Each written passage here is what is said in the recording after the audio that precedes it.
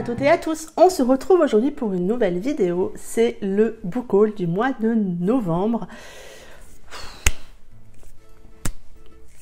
Je peux pas dire que j'ai été raisonnable plus que ça, il y a eu mieux, il y a eu pire, mais j'ai l'impression de vous dire ça tous les mois.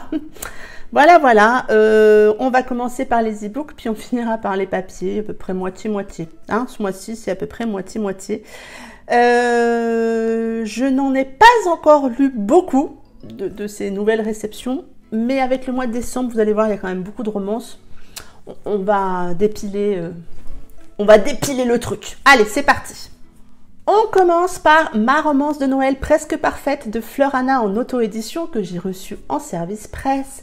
Une romance de Noël écrite par Fleur. Vous savez que Fleur, elle écrit des personnages féminins très péchus. Je pense que ça va être le cas ici. Comme vous avez pu le voir dans ma pile à lire du mois de décembre, j'ai prévu de la lire très prochainement, donc je viendrai vous en reparler. Mais j'ai été très contente de recevoir ce roman. J'ai également reçu Origine, le tome 0 des Vicious of Silence de Amélie Cestier, là aussi en auto-édition. Une saga spin-off des Blood of Silence. Il n'est pas obligatoire d'avoir lu les Blood pour pouvoir commencer les Vicious of Silence. Voilà, je pense que quel que soit le cas de figure que vous connaissiez ou que vous ne connaissiez pas les Blood, vous allez avoir du plaisir, je pense, à découvrir cette histoire. On est là dans du romance biker, écrite par Amélie, donc moi j'y vais les yeux fermés ou presque, parce que pour lire les yeux fermés, c'est pas si simple. Mais au moment où je vous tourne cette vidéo, c'est ma lecture en cours et j'adore. J'avais déjà la première génération, j'avais déjà des chouchous, dont Rims, qui pour moi est un de mes gros chouchous. Il s'avère que peut-être son fils risque d'être un de mes chouchous. Voilà. Bref, je viendrai vous en reparler prochainement de cette lecture, mais je suis tellement contente de retrouver une saga biker écrite par Amélie. Je suis joie. J'ai également reçu en service presse de la part de NetGalley et de BMR Noël de Ludivine Delaune, une romance de Noël qui sent bon le chalet, le feu de cheminée et la bonne ambiance entre amis. J'ai hâte de découvrir cette histoire de Ludivine et de retrouver sa plume dans un univers un peu Noël, un peu festif. Ça va faire du bien. Là aussi, je viendrai vous en reparler prochainement. On reste toujours dans Noël, mais cette fois dans un univers un petit peu particulier puisque j'ai reçu en service presse, toujours en e-book, Christmas Redemption de Marie Matthews en auto-édition. On est là donc dans une nouvelle de Noël dans l'univers de Rédemption. Rédemption, c'est cette saga dark romance. Et on va donc retrouver nos deux couples dans cette nouvelle. Je me fais une joie de voir Sanders faire le sapin, je vous dis pas. Toujours en service presse, j'ai reçu le tome 2 de Calliope, le tribut d'une princesse de Coconan chez Chiru Publishing.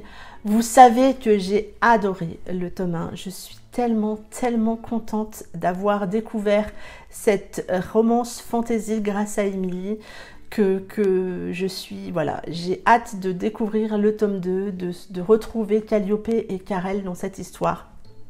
Voilà, encore une couve magnifique dans ce roman.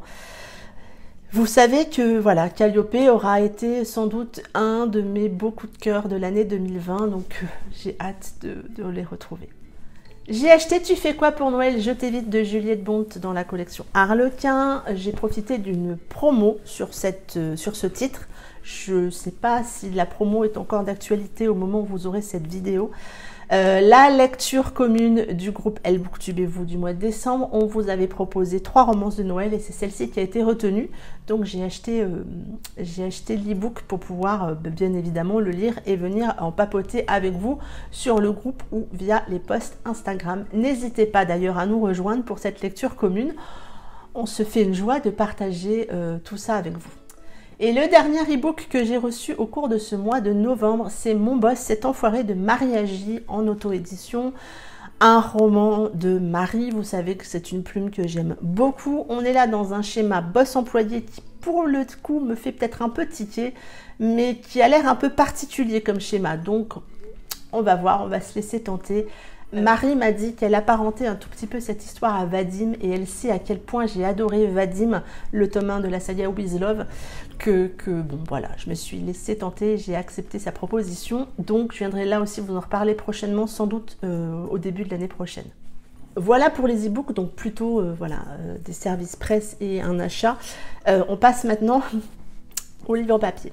Le premier roman que j'ai acheté, c'est Taka Maigrir de Mo Gadar, le tome 1. Un roman en fait dont Kim a beaucoup parlé et qui m'a fait très envie. Je vais essayer de le lire, je pense au mois de janvier, celui-ci aussi. Une histoire sur la grossophobie. Je crois que le tome 3 sort prochainement, donc sans doute le dernier. Je ne sais pas en fait, je crois que c'est le dernier. Mais du coup, je me suis laissée tenter par le tome 1, on verra ce que ça donne. Je trouve la couve sympa, ça me touche particulièrement tout ce sujet-là. Donc je vais découvrir cette histoire et je viendrai vous en reparler. J'ai également fait un peu la razzia sur les romances de Noël, voilà, novembre, décembre arrivant, on avait envie. Je me suis acheté Unexpected Christmas de Phoenix B. Asher, que je vais lire au mois de décembre. Une couve qui sent bon Noël. Bon, moi le seul truc c'est ce macaron tout moche que j'aimerais pouvoir enlever, mais que je ne peux pas. Donc ça c'est une sortie de chez Hugo Poche, c'est une sortie de l'année dernière, c'est pas une sortie de cette année. Mais bon, une romance de Noël, d'une année sur l'autre, c'est toujours d'actualité. J'ai également pris Un jour en décembre de Josie Silver dans les éditions Pocket.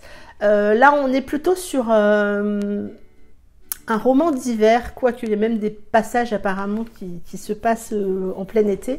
Mais on va suivre deux personnages pendant 9 ans. Et apparemment, cette histoire est vraiment très entraînante.